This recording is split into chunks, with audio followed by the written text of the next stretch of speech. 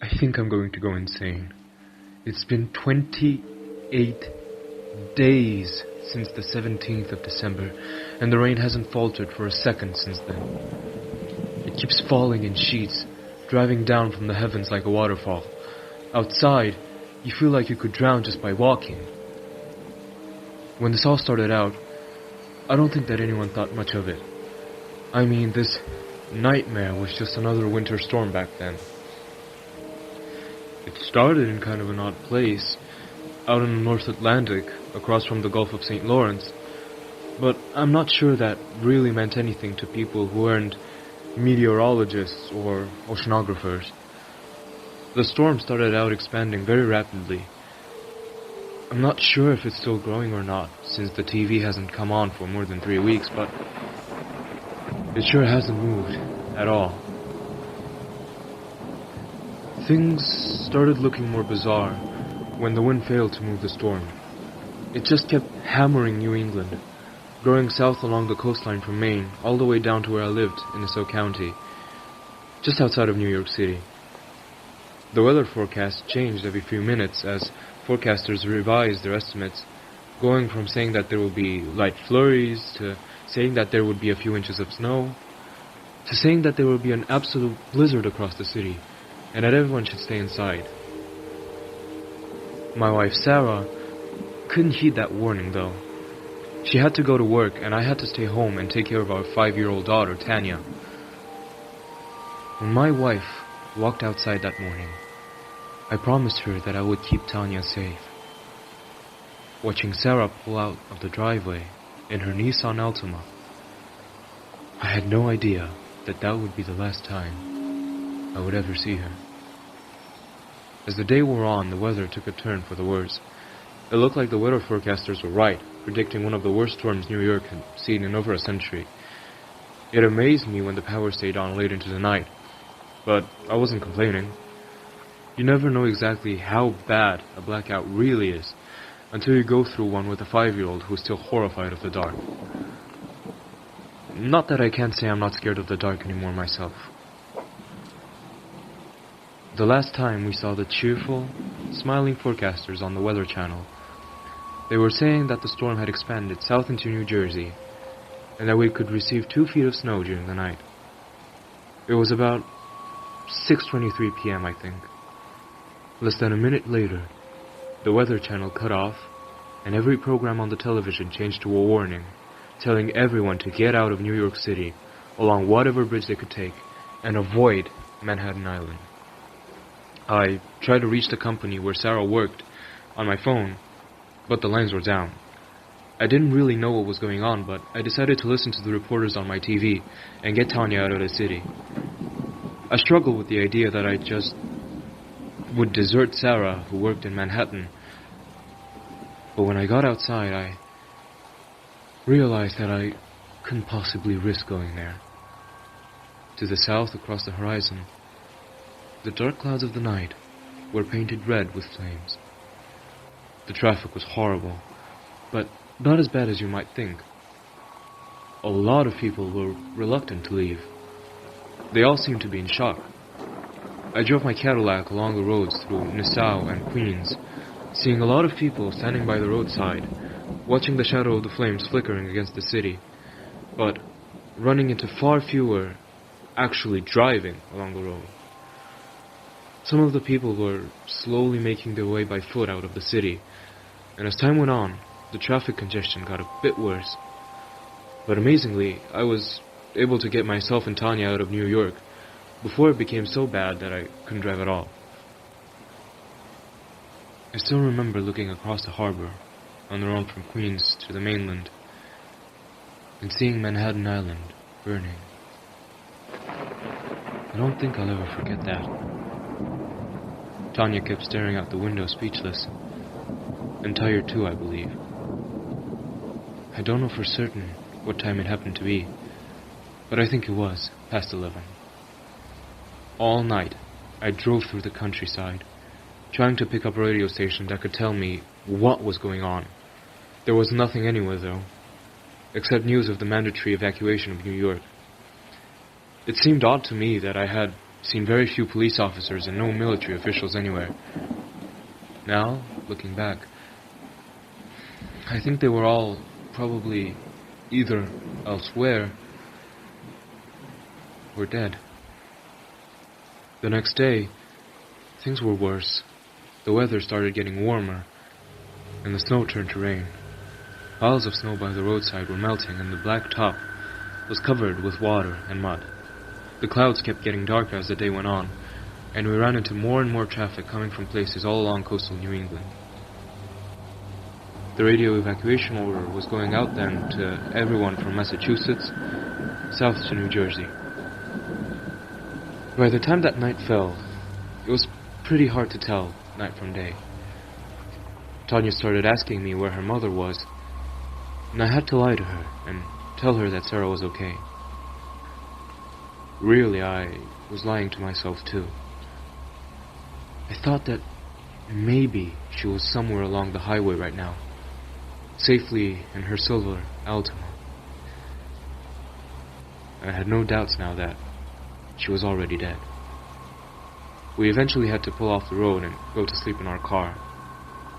There were some strange sounds in the night around us, and my daughter kept waking up, scared that the monster she believed had been living under her bed in Nassau was there with us, living under her car.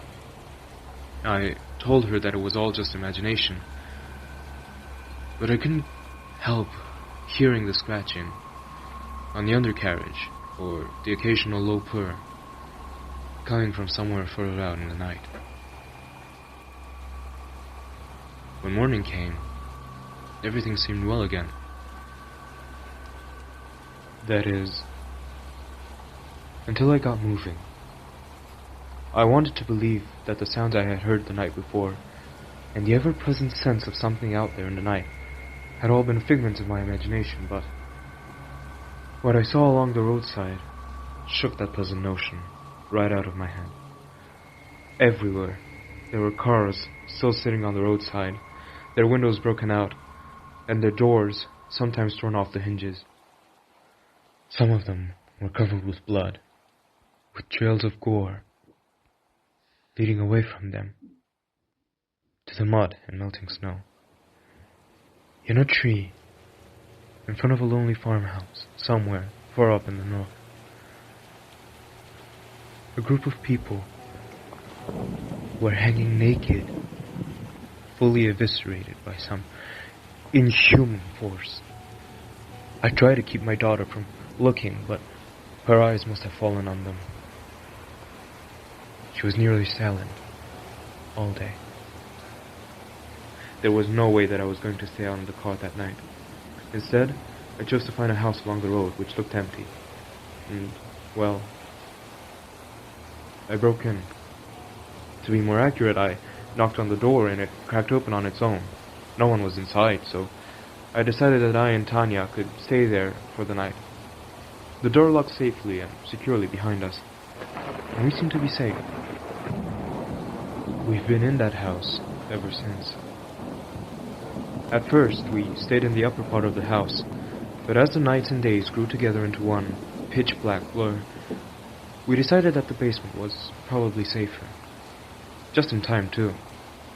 Soon after we went down to the basement, I heard something break down the front door and crash around in the upper part of the building, toppling tables and knocking over the TV. Time passed slowly, eternally dragging on.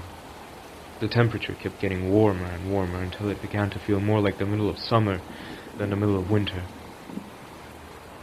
Then, one night, I think, because it was impossible to tell, the world around us grew warmer than the inside of an oven.